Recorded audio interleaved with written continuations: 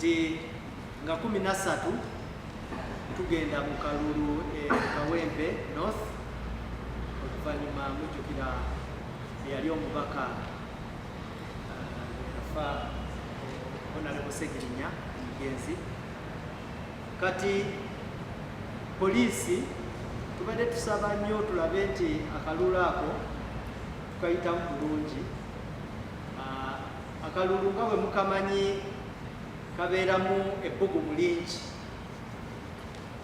olumu ensonga pati zirema okutegeregana, then ogenda okulaba ebikonde byase biki, luli mwalaba okwemyola wakati wa security ne ekiwayi ekimu ekyagundi eky'abapoliticians. Si bwe twalyagadde ebintu bitambule, era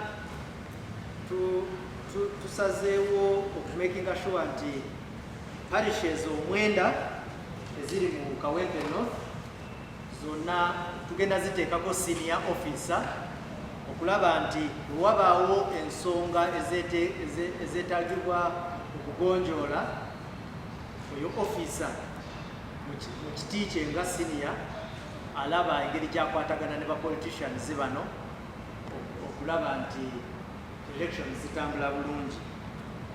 Twagala n'okukubiriza aba candidates okwogera ne ba supporters baabwe okulaba nti bakuuma eddembe. Tugezeeko okulaba nti akalulu kano ennaku ezisigaddeyo zino tukayitamu bulungi. Then ensonga endala gye njagala okusharinga nammwe, nga sinaba kugenda kweyo akalulu, tulina omuze ogw'abantu okulangirira.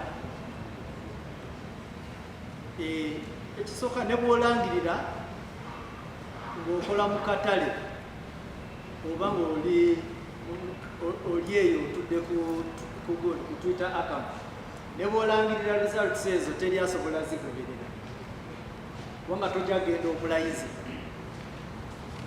So tulinde Electoral Commission ekole omulimu gwayo ogw'okulayiza ba candidates abanaakola ki, anaaba awangudde.